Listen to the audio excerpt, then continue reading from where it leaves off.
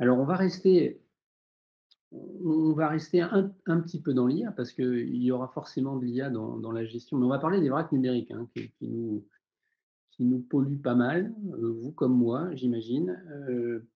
J'attends, Nourdine, Lamriri d'Everteam, que je vais inviter à se connecter, qui est là. Bon, Bonjour, bonjour Nourdine. bonjour, le son semble marcher. Ah, le son marche parce qu'on a essayé, il y a 2 jours et ça marchait pas et ça marche Bon, aujourd'hui. bah, écoutez, on a de la chance. Bah, c'est c'est super.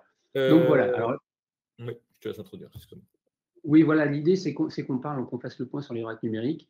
Un sujet un peu récurrent, mais finalement qui est pas toujours pas réglé. L'idée, c'est de savoir comment vous pourriez reprendre le contrôle, de vos vracs numériques parce que finalement, on s'aperçoit aujourd'hui, vous comme moi, que nos boîtes mail deviennent des vrais jets. Il y en a partout. Il y a des fichiers, des pièces jointes et cetera. Les espèces SharePoint, j'en parle même pas. Les logiciels métiers, les disques réseau, partagés, bref. Il y a des millions, des milliers, voire des millions, effectivement, dans les grandes entreprises de fichiers oubliés. Et donc voilà, c'est des vracs numériques, il y a des fichiers obsolètes, des doublons, des documents dont on ne sait pas ce que c'est, et il y a parfois dedans des données sensibles, et c'est hors de contrôle. Alors l'idée avec Noureddin, c'est qu'on se demande, OK, comment on les identifie, comment on les traite intelligemment et comment finalement on transforme ce chaos en, en vivier d'informations efficaces et exploitables. C'est un peu ça l'idée. C'est exactement ça. Bon, allez, j'enchaîne parce que le temps passe vite et j'ai beaucoup, beaucoup de messages à passer.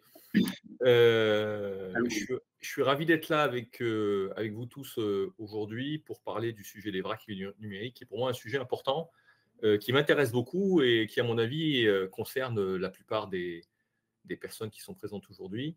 Si vous vous y penchez un peu, vous verrez que vous en avez tous un petit peu dans vos entreprises. Je m'appelle Nordi Lamriri. Chez Everteam, je suis responsable de la stratégie produit et je pilote aussi toute l'équipe avant-vente qui apporte un support technique et fonctionnel auprès de nos partenaires et de nos équipes de vente. Voilà. Everteam, c'est un éditeur de logiciels français qui a été racheté maintenant il y a 4-5 ans par une entreprise japonaise qui s'appelle Kyocera. On est des spécialistes de la gestion documentaire, de l'archivage, des outils de CM. Et depuis maintenant 7 ou 8 ans, on s'est penché très fortement sur les technologies d'IA appliquées. Donc, on ne va pas parler un peu d'IA, on va parler beaucoup d'IA OK. appliquées en fait au traitement des vracs numériques. Alors, c'est le thème d'aujourd'hui. On va dérouler tout ça. Pour commencer, juste une rapide définition. J'ai fait référence à Myriam Chabin, qui pour moi est une personne importante quand même dans le monde documentaire en France, qui avait donné une définition il y a quelques années dans son blog, dans un article qu'elle appelait Réflexion sur les vracs numériques en 2016, où elle disait que dans un environnement numérique, le vrac désigne le plus souvent le fait d'amonceler au petit bonheur la chance, dans ou à côté de l'arborescence capricieuse d'un savoir quelconque, de quelques centaines, milliers, dizaines de milliers de fichiers numériques. En réalité, aujourd'hui, on a des millions, voire des milliards de fichiers dans les vracs numériques, de toute provenance, de toute valeur et de tout format. La petite évolution peut-être par rapport à 2016, par rapport à l'article de Marianne Chabin, c'est que les volumes ont considérablement augmenté et les sources sont beaucoup plus diverses que simplement des serveurs de fichiers. Il y a toujours les serveurs de fichiers, mais on peut aujourd'hui avoir aussi des messageries, on peut aussi avoir des applications web comme du SharePoint Online, etc., etc. Donc le vrac, on commence à en avoir une petite idée, c'est cet amoncellement un petit peu global. Je ne vais pas dérouler tous les éléments factuels annoncés par des analystes ou des statistiques qui apparaissent sur le marché. Je vous donne tout de suite la synthèse, parce que le format ne me permet pas de trop développer. On a aujourd'hui 80 à 90% des informations qui sont conservées par une organisation, publique ou privée, en France ou à l'étranger, qui sont des données non structurées. Ça veut dire quoi, données non structurées? Ça veut dire des fichiers numériques, principalement bureautiques, PDF, Word, ça peut être des images, ça peut être des fichiers son, ça peut être des audios, ça peut parfois être des exécutables. Un tas de fichiers plus ou moins organisés en fonction des organisations. C'est cette accumulation informationnelle que l'on dénomme communément un vrac numérique. Souvent, le vrac numérique a une connotation négative. Il ne faut pas forcément le voir que de manière négative. Il y a des vracs qui sont extrêmement bien organisés. Un peu comme à l'instar du magasin bio, quand vous allez acheter vos noix de pécan et vos cacahuètes, vous êtes face à un vrac, mais le vrac, il est quand même très, très bien organisé. Donc, en réalité, la notion de vrac en soi n'est pas forcément à prendre de manière péjorative, même si il faut bien avouer que ces organisations de fichiers qui existent depuis de très nombreuses années dans les entreprises ont ont eu une entropie extrêmement forte qui fait qu'aujourd'hui, c'est des espaces documentaires qui sont extrêmement mal structurés et qui posent problème. Concrètement, où trouve-t-on des vracs numériques? Alors, historiquement, les vracs numériques, moi, quand j'ai commencé ma carrière, il y a un peu plus d'une vingtaine d'années, c'était principalement dans les disques réseaux partagés et dans la messagerie. J'ai mis ici Exchange, mais on aurait pu mettre d'autres messageries du marché. C'était ces deux principaux espaces dans lesquels on trouvait des vracs numériques. Durant les 15 dernières années, ça a beaucoup évolué et aujourd'hui, on retrouve principalement des vracs numériques dans les espaces M365 ou dans les Google Workplace ou des outils autres. J'ai mis Box.com, mais on aurait pu en mettre d'autres. Tous les outils de la famille de ce qu'on appelle les EFSS. EFSS, c'est un acronyme nord-américain pour dire Enterprise File Sharing and Synchronization. C'est des outils de gestion documentaire qui ont pris le pas, qui ont remplacé en fait les disques réseau partagés et qui permettent de gérer dans le cloud les documents comme on le faisait historiquement dans les disques réseau partagés. Ça veut dire comment finalement sans saisir de métadonnées. En fait, c'est le point absolument clé qu'il faut comprendre, c'est que ces outils-là permettent de la saisie de métadonnées, mais en réalité, aucun de ces outils n'en contient la plupart du temps ou de manière extrêmement frugale. Le point qui est intéressant, mes prédécesseurs ont parlé de l'accroissement exponentiel du volume d'informations dans le monde. Ici, on a un schéma sur la gauche proposé par IDC qui propose jusqu'en 2025 l'accroissement. On voit que l'accroissement du volume d'informations dans le monde est exponentiel. Donc, on est bien confronté à une explosion de documents dans toutes les organisations partout dans le monde. Ce qui est amusant, c'est de voir que l'évolution du chiffre d'affaires des solutions d'EFSS suit quasiment la courbe de l'accroissement de l'information dans le monde. Donc, ce qu'il faut comprendre, et vous avez dû vous en rendre compte si vous analysez un peu la situation dans vos entreprises, c'est que pour compenser l'accroissement exponentiel du volume d'information dans le monde, les entreprises ont choisi une solution souvent de facilité qui est d'utiliser des outils de FSS qui permettent, entre guillemets, de maintenir une paix sociale, c'est-à-dire de permettre à tout le monde de travailler en déposant des documents dans un espace sans avoir la contrainte de saisir les métadonnées. Donc, en fait, on fait un drag and drop dans Google Drive, on fait un drag and drop dans OneDrive, on fait dans SharePoint, et grosso modo, on a un peu la souplesse qu'on avait dans un disque réseau partagé. Souvent même, les espaces peuvent être créés par les utilisateurs eux-mêmes. Aucun cycle de vie n'est piloté, les métadonnées sont optionnelles, et donc finalement, on crée des accumulations documentaires qui deviennent les fameux vracs numériques. Alors pourquoi un tel succès?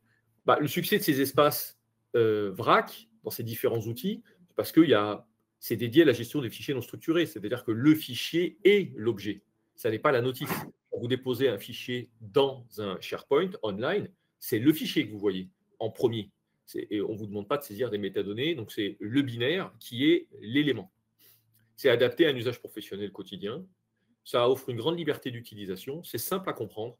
C'est rapide d'utilisation pour le dépôt et pour l'envoi. C'est peu coûteux dans la majorité des cas, même si c'est assez trompeur, parce que c'est peu coûteux au début, mais ça le devient lorsqu'on atteint un certain seuil de stockage de documents. Et c'est aujourd'hui pourquoi beaucoup d'entreprises cherchent des solutions pour traiter leur vrac numérique, parce qu'en fait, elles ont quitté la phase, entre guillemets, où le coût de stockage était inclus dans le forfait des outils qu'elles souscrivaient, et elles se retrouvent dans des situations où elles doivent payer pour pouvoir stocker des documents. Alors, les inconvénients, il y en a un certain nombre. Aucun contrôle de cohérence des pratiques documentaires, aucun classement, ou très peu. Accès et recherche qui est assez complexe. En fait, ça paraît simple, mais dès qu'on recherche un document précis, on peut être assez embêté parce que, comme il n'y a pas de métadonnées, en fait, la recherche se fait en générant beaucoup de silence et beaucoup de bruit dans les requêtes. Aucun contrôle qualité, ou très peu aussi. Les doublons, les versions successives, tout ça est quand même assez peu contrôlé. Il y a peu ou pas de gestion de cycle de vie. Ce qui pose quand même un problème, c'est qu'on ne peut pas assainir en fait, ces espaces où c'est très difficile de le faire. Microsoft essaie de trouver les solutions parce qu'elle a pris, Microsoft, la société, a pris la mesure du problème, mais n'a pas encore, je trouve, trouvé la solution parfaite. Et en fait, le point clé, c'est les métadonnées.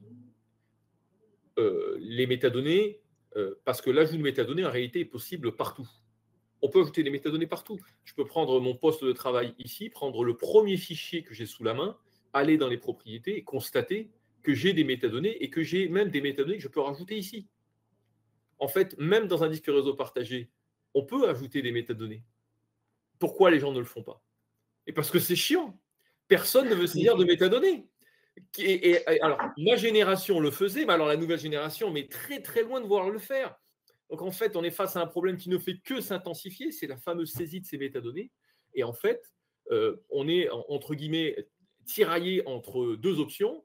La simplicité d'usage, qui est en fait le service délivré par les EFSS, et la conformité, qui est la recherche de toute entreprise de vouloir contrôler son capital informationnel pour payer le moins possible et ne garder que ce qu'elle a besoin de garder, c'est-à-dire assécher son capital informationnel, être certain que les documents importants sont sécurisés, que les documents à risque sont traités, que les documents inutiles sont supprimés. Et donc, quand on doit faire bouger ce curseur entre simplicité, donc satisfaction d'utilisateur, mais insatisfaction de la partie conformité, ou conformité, qui évidemment va créer une insatisfaction chez les utilisateurs, on est face à un dilemme irrésolvable. Et c'est là qu'apparaissent des outils et des technologies qui vont essayer d'aider. On a parlé d'IA depuis le début. Je pense notamment à la première conférence de M. Neubourg, qui parlait de l'IA qui était là pour assister, apporter une aide en fait aux utilisateurs. Là, typiquement, pour les vracs numériques, c'est le but de l'IA. Alors, quels sont les plans d'action possibles? On va regarder la partie outils, hein. Mais juste avant, on va regarder un peu les plans d'action possibles quand on veut traiter un vrac numérique. Quand on veut traiter un vrac numérique, en fait, il y a plein de choses qu'on peut faire. On peut vouloir traiter un vrac numérique pour réduire les volumes. Ça coûte trop cher, on nous demande de réduire les volumes. Ça peut être pour enrichir les métadonnées à l'occasion d'une reprise, de les modifier. Ça peut être de réorganiser, parce que le vrac, on veut le garder en l'état, mais vraiment, il y a trop de désorganisation, on veut réorganiser tout ça. On veut traiter les fichiers. Traiter les fichiers, ça veut dire, on veut, je ne sais pas, on veut renommer peut-être des fichiers, on veut renommer des dossiers, on veut déplacer des masses de fichiers d'un espace vers un autre. Ça ressemble un peu à la réorganisation. On peut piloter les cycles de vie. Ça, c'est une originalité qui est quand même importante à noter. C'est qu'on est capable aujourd'hui, avec des outils, d'appliquer un référentiel de conservation, un tableau de gestion, hein, pour le dire autrement, sur les espaces vrac. Donc en mode dégradé, bien sûr, mais on est capable de savoir que ces fichiers-là doivent être gardés tant d'années, qu'ils doivent être détruits à tel moment. Et donc, piloter cycle de vie pour avoir un assainissement conforme aux obligations réglementaires de l'organisation. Ça, c'est un énorme plus qu'il faut noter et qui est possible aujourd'hui avec des outils, notamment ceux d'Everteam. Ces actions, ces différents types d'actions permettent de répondre à un certain nombre d'objectifs. Alors, quels sont-ils? Premier objectif, c'est réduire les coûts. Donc, je vous l'ai dit, si on réduit les volumes, l'idée quand même, c'est de réduire les coûts. Réduire les risques. Ce n'est pas tout à fait pareil que réduire les coûts. Ça peut être d'améliorer l'efficacité.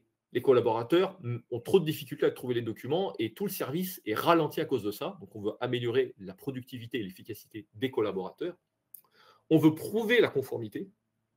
On veut démontrer à une autorité de contrôle qu'on gère les fonds documentaires conformément aux obligations réglementaires de l'organisation. On veut découvrir la valeur, c'est-à-dire qu'on a l'espoir que dans ce corpus documentaire, on a de l'information qui peut être utile pour le développement de la société. Et enfin, ça arrive et c'est de plus en plus impactant, il peut y avoir aussi une démarche RSE, une démarche de numérique responsable, une volonté de vouloir faire moins peser le poids numérique au sein de l'organisation pour avoir une approche plus frugale, plus numérique responsable. Et quand on sait que 80-90% de l'information d'une organisation, c'est du non structuré, principalement stocké dans des vracs, on se doute bien que quand on a une approche numérique responsable, il faut se pencher sur les vracs numériques qu'on a au sein de son organisation. Différents types d'actions, différents objectifs. Quelle méthodologie on peut appliquer? Il y a plein de méthodologies qui peuvent exister, mais là, il y a quelque chose qui est assez problématique, en fait, c'est que sur ce sujet des vracs numériques, les éditeurs de logiciels sont en avance par rapport aux AMOA, souvent les cabinets de conseil, ce qui est assez inédit, hein. La plupart du temps, les cabinets de conseil ont une bonne expertise, par exemple, sur les besoins d'un client au niveau d'une GED ou d'un système d'archivage, produisent un cahier des charges qui est très structuré, carré, et ensuite les éditeurs se positionnent pour essayer de répondre à ces attentes. Là, c'est un peu l'inverse, c'est-à-dire que les éditeurs proposent des solutions relativement innovantes sur le sujet du traitement des vracs numériques. Et au niveau méthodologie, les choses se structurent. Alors, il y a des cabinets de conseil qui qui avancent bien sur ce sujet et je pense que sur l'année 2025, il va y avoir quand même une forte montée en compétences des cabinets de conseil sur les sujets autour des méthodologies et des approches de déploiement de tout outil de vrac numérique, mais ça reste encore assez en construction. La méthodologie que je conseille, qui est assez simple, c'est une variante de la route d'Hamming, c'est la méthodologie OPDCA. Donc, c'est une méthodologie en fait itérative où on va, lorsqu'on a un vrac, d'abord appliquer une phase d'observation. Donc, il faut toujours auditer un vrac avant de réaliser un projet. Cette phase d'observation va permettre d'établir un état des lieux, de mesurer les écarts et de déterminer la nature du plan d'action et de l'investissement à réaliser. C'est souvent une phase qui permet aussi de définir des devis avec le prestataire avec lequel on veut travailler à moindre coût. Ça peut aussi être des phases qui peuvent aider à convaincre sa direction de l'intérêt de traiter les vracs. Parce que vous pouvez venir comme ça avec bâton de pèlerin en étant convaincu, en disant qu'il faut impérativement traiter les vracs, qu'il faut avoir une approche de gouvernance de l'information. Si vous n'avez pas des preuves, des éléments factuels, souvent vous allez avoir du mal à convaincre. Et donc là, cette phase d'observation, elle est très utile et moi je pense nécessaire pour pouvoir déployer un outil de traitement de vrac parce que c'est des outils nouveaux. Quand vous remplacez une GED par une autre GED, un système d'archivage par un autre système d'archivage, on ne se pose pas trop la question. Mais quand on veut mettre un nouvel outil, là, souvent, c'est un peu compliqué. Voilà. Ensuite, on va préparer et fixer les objectifs. On va réaliser les paramétrages. On va vérifier et contrôler que tous ces paramétrages sont effectifs. Ensuite, on va agir sur des actions curatives, correctives ou des actions d'optimisation qui vont induire ensuite une autre planification, un ajustement du paramétrage et donc un cycle itératif d'amélioration de son vrac numérique. Traiter les vracs numériques, ça peut se faire de deux manières différentes, soit de manière ponctuelle, soit de manière permanente. De manière ponctuelle, c'est par exemple un chantier de migration d'un vrac qui est sous disque réseau partagé pour les envoyer dans un système d'archivage, par exemple.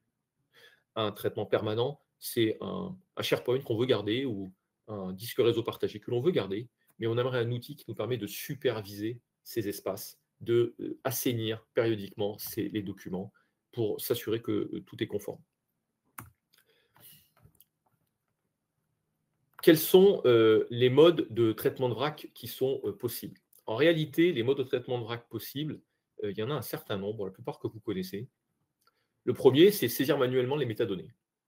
Je ne vais pas redire le mot qui était un peu vulgaire que je vous ai dit tout à l'heure. Relou. C'est relou. Voilà. Merci Eric. Mais voilà, appelons un chat, la saisie manuelle de métadonnées. De moins en moins de personnes le font.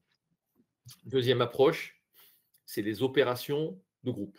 Le fameux Cleaning Day, la journée nationale du traitement des vracs numériques avait eu lieu il n'y a pas très longtemps, je n'ai plus la date en tête, mais enfin voilà. Les opérations de Cleaning Day qui sont souvent des opérations internes, qui permettent de créer de la cohésion et en même temps de traiter ponctuellement les documents. C'est intéressant pour sensibiliser et acculturer, je ne pense pas qu'à terme ce soit vraiment efficace. Il y a des outils d'analyse et d'audit, il y en a qui viennent du secteur, qui sont open source, d'autres qui ne le sont pas. On peut trouver des outils comme TreeSize, on peut trouver des outils comme Archifiltre. Voilà, il y a beaucoup d'outils de ce type. Souvent, c'est des outils monopostes qui ne font en général que de la lecture seule, assez peu de traitement, qui concernent principalement que des file systems et qui, en général, sont assez limités en termes de traitement de volume. Et enfin, il y a les outils de traitement ponctuels ou les outils de traitement permanent. C'est là-dessus qu'on va se focaliser. C'est les outils d'entreprise qui sont destinés à traiter des millions, voire des milliards de documents de type VRAC pour opérer des actions dessus et automatiser les traitements autant que possible. Sur ce sujet-là, évidemment, moi je suis de la société Everteam, c'est du produit d'Everteam dont je vais vous parler. En même temps, si j'avais dû vous parler d'un autre produit, je pense que j'aurais eu des difficultés, peut-être prendre un produit nord-américain. Il y a assez peu de produits sur ce segment-là. Et Everteam se positionne sur ce sujet depuis déjà 8-9 ans. Donc, ça fait longtemps qu'on travaille sur cette thématique. On commence à avoir un produit qui est extrêmement mûr sur cette problématique. Quelle est la philosophie générale de la solution? C'est une solution d'analyse intelligente de contenu, donc avec une IA qui est là pour assister en fait, les utilisateurs dans le traitement de leur vrac numérique, en vue de comprendre ce qui s'y trouve, de les assainir, d'en piloter le cycle de vie, jusque, pourquoi pas, les envoyer vers une GED ou un système d'archivage, Everteam ou pas. La philosophie de l'outil est assez simple. On a une brique qui s'appelle Discover, d'analyse et de recherche, qui va se connecter à différentes sources. Ça peut être du SharePoint, ça peut être de la messagerie, ça peut être du serveur de fichiers, ça peut être des applications métiers, ça peut être des applications totalement spécifiques, tout type de sources où se trouvent des vracs. On va analyser ces sources et on va être capable d'appliquer de l'IA qui va assister. En fait, une IA chez nous qui est une IA composite, c'est-à-dire c'est une IA qui est composée de plusieurs types d'IA, des moteurs de règles, de la classification par apprentissage et de l'IA générative. Ces trois technologies d'IA vont se combiner pour automatiquement faire deux choses: typer les documents et extraire les métadonnées propres à ces types de documents. On va détecter que ce PDF, c'est un contrat, et on va extraire les métadonnées propres au contrat sans qu'un utilisateur ait besoin de les saisir. Donc, on va faire ça en balayant des corpus immenses de fichiers et réaliser en assistance ce travail. On va être capable également d'appliquer une politique de rétention. Donc, si vous avez une politique de rétention dans votre SAE, par exemple, on va être capable de l'importer et de l'appliquer par extension sur des documents qui ne sont pas encore dans le SAE. L'intérêt, c'est que ça permet d'étendre l'application de la politique de gestion documentaire et de gestion de cycle de vie. Et l'autre, c'est que ça permet de garantir une parfaite harmonisation lorsque vous versez des documents d'un VRAC vers un SAE, vous assurez qu'il y a un parfait mapping entre les types de documents détectés par l'outil de traitement de VRAC et le type de document connu par le SAE, ce qui simplifie le versement dans les systèmes d'archivage électronique et dans les GED.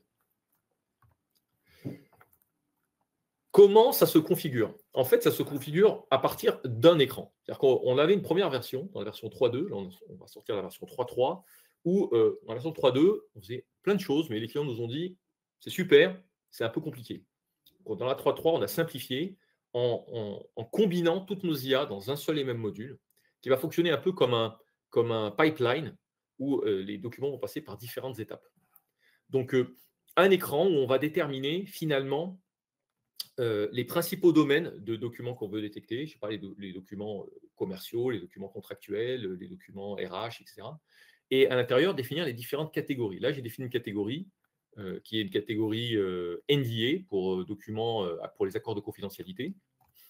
Je vais définir le domaine, c'est des documents du domaine confidentiel. Je vais définir le type de classification que je veux. Est-ce que je veux juste définir une catégorie? Est-ce que je veux typer le document, ce qui permettra de calculer une DUA? Ou est-ce que je veux aussi extraire les métadonnées qui sont particulières à ce type de document? Je vais pouvoir ensuite définir les métadonnées que je veux extraire, comme je vous l'ai dit, et je vais pouvoir définir ce qu'on appelle des règles implicites et des règles explicites. Le système d'IA que l'on propose va utiliser la moindre métadonnée de cet écran pour essayer de détecter en automatique les documents. Donc là, il a NDA. Donc dès qu'il trouve un document qui contient NDA, il va dire c'est NDA. Il va également voir accord de confidentialité. Il va dire si un document contient aussi accord de confidentialité, c'est peut-être aussi un NDA. Donc on peut mettre autant d'alias que l'on veut. Et en plus, l'outil utilise des technologies de deep learning pour créer ce qu'on appelle des embeddings, des vecteurs de sens à partir de ces données, qui vont encore améliorer la capacité à faire le rapprochement entre une catégorie et un fichier. Je ne vais pas rentrer trop dans le détail, mais c'est les technologies avancées d'IA qui sont encapsulées dans le produit. Concrètement, comment ça va se passer? Ça va se passer de la manière suivante. Les documents vont... vous allez déposer un nouveau document. Il va être en attente d'indexation par notre produit. Notre produit va l'indexer, donc extraire son contenu, l'envoyer à l'IA Composite qui va voir s'il arrive à le classer avec une règle. S'il y arrive, tant mieux. S'il n'y arrive pas, il va l'envoyer à du machine learning. S'il arrive à le classer, tant mieux. S'il n'y arrive pas, ce n'est pas grave. Il envoie le résultat de son analyse à une IA générative qui va finir le travail. Si l'IA générative classe le document, c'est super. Si elle n'y arrive pas, dans ce cas-là, ce sera envoyé pour validation par l'utilisateur. Dans tous les cas, il y aura une classification proposée pour le document. Si le document est classé avec un indice de confiance suffisamment élevé, il sera automatiquement validé. S'il est en dessous de ce niveau de confiance, une validation utilisateur sera attendue. Le document est ensuite automatiquement classé. Dans ce cas-là, vous allez avoir plein de documents qui vont être classés en automatique parce que la classification est évidente et elle est sûre.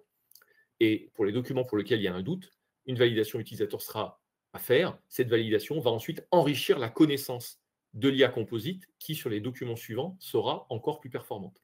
C'est surtout le machine learning qui prend en compte ces mises à jour.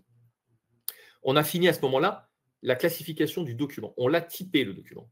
Mais dès que ce document est typé, ensuite, ça ne suffit pas. Nous, ce qu'on aimerait, c'est qu'il émule la saisie à la main des métadonnées liées à ce type de document. Et c'est là qu'on va passer ensuite à l'étape suivante, l'étape d'extraction des métadonnées. Et dans ce cas-là, quand on fait l'extraction des métadonnées, les métadonnées à extraire sont envoyées à l'IA Composite qui va faire des propositions de métadonnées à extraire et là, qui seront soumis à validation. On peut faire de validation unitaire, validation par lot, pour avoir automatiquement le formulaire avec toutes les métadonnées renseignées. C'est particulièrement puissant parce qu'on utilise différentes IA, mais aussi l'IA générative qui est très performante pour l'extraction de métadonnées. Vous allez me dire pourquoi utiliser toute cette chaîne, tout ce pipeline d'IA. Déjà, c'est pour utiliser des IA pour ce pourquoi elles sont efficaces. C'est-à-dire utiliser l'IA générative pour tout et n'importe quoi, ça n'est pas écologique, ça a une approche qui est énergétiquement pas du tout frugale, et donc d'autres IA sauraient mieux le faire. Et donc l'idée, c'est le fonctionnement un peu d'un tamis. On utilise d'abord une première IA qui sait classer les documents évidents par des règles, ensuite de la classification par apprentissage pour les documents un peu plus durs à classer, et vraiment pour les documents les plus compliqués à classer, de l'IA générative. La partie humaine intervenant véritablement que sur les documents qui sont en dessous du seuil de confiance et qui n'ont pas pu être classés par aucune de ces IA. C'est une approche automatisée qui, finalement, va, alors je vais vous montrer un petit peu à quoi ça ressemble, va permettre de réaliser des choses qu'on ne pouvait absolument pas faire auparavant. Hein. Là, je suis par exemple je suis connecté au logiciel, et alors, attendez, je vais me connecter en général. Voilà, 3 minutes. Là, je ne sais plus combien je dois avoir, voilà, j'ai 650 documents qui sont dans ma base. Sur ces 650 documents, j'ai certains documents que j'ai classés. Alors, on va aller les voir, ce document que j'ai classé. Dans ces documents que j'ai classés, là, je suis dans l'interface de classification par l'IA, qui a déjà travaillé sur les documents et qui me donne des niveaux de confiance. Donc, il me dit, ça, c'est des documents que j'ai classés et je pense que c'est des documents qui sont bien classés. Je vais prendre des documents de type bulletin de paie, parce que j'ai fait quelques bulletins de paie. Voilà, il me montre les documents de type bulletin de paie ici qu'il a classés. J'aurais pu rajouter un autre document. Hein. Là, je ne suis pas certain qu'on ait le temps de le dérouler, mais soit les documents, on les dépose, soit les documents, on les... Voilà, je pose un bulletin de paie, hop, et je le charge. Je vais vous montrer, en attendant que celui-là se charge, je vais vous montrer les bulletins de paie ici que j'ai sous les yeux. Là, j'ai 2 bulletins de paie que j'ai déposés déjà auparavant. Il m'a automatiquement détecté que c'est des bulletins de paie. Déjà, c'était quelque chose que je n'avais pas forcément au départ. Là, il me détecte automatiquement que c'est un bulletin de paie. Il m'a détecté aussi automatiquement les métadonnées. Si je prends par exemple le document que je viens de déposer, excusez-moi, je ne le trouve pas. Parce que...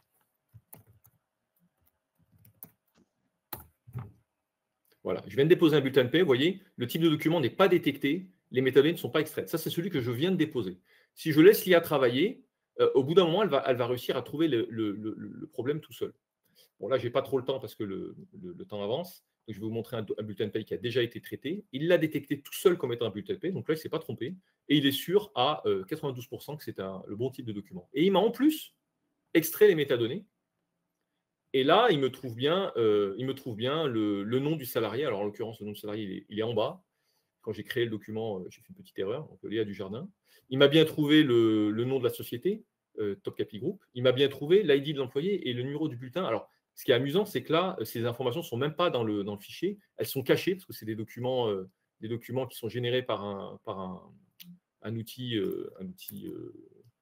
de traitement de génération de documents. Et en fait, c'est ça la ligne de données qu'il a extraite. Vous avez sous l'écran. C'est une ligne cachée, blanc sur blanc, en fait, qui est complètement invisible. Mais pour l'IA, c'est de la donnée qui est accessible. Et en fait, il m'a saisi les métadonnées tout seul. Donc, ce qui va se passer, c'est que quand vous allez créer en fait, et utiliser l'IA, vous allez vous-même, je terminerai là-dessus, Eric, hein, comme ça on reste dans le timing, vous allez vous-même avoir la possibilité de créer des types de contenus. Donc moi, j'avais créé des contenus pour des bulletins de paie. Je peux créer sur des fiches de sécurité, sur des contrats de travail, sur des curriculum vitae, sur plein de choses. Et ces types de contenus, je vais pouvoir ensuite créer des catégories et dire à mon outil, voilà les types de documents que j'aimerais que tu me détectes. Donc là encore, ce qui est important, c'est de connaître un peu les types de documents qu'on veut extraire, qui sont souvent les types de documents de son référentiel de conservation. Et ensuite, l'IA va elle-même travailler et toute seule être capable d'extraire et d'enrichir vos fonds documentaires. Donc, la dernière phrase, Eric.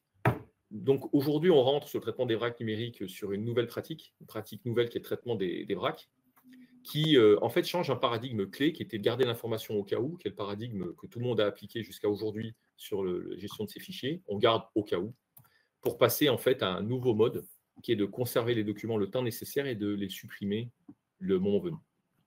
Merci de votre attention. C'est une bonne conclusion. Merci, Nourdine.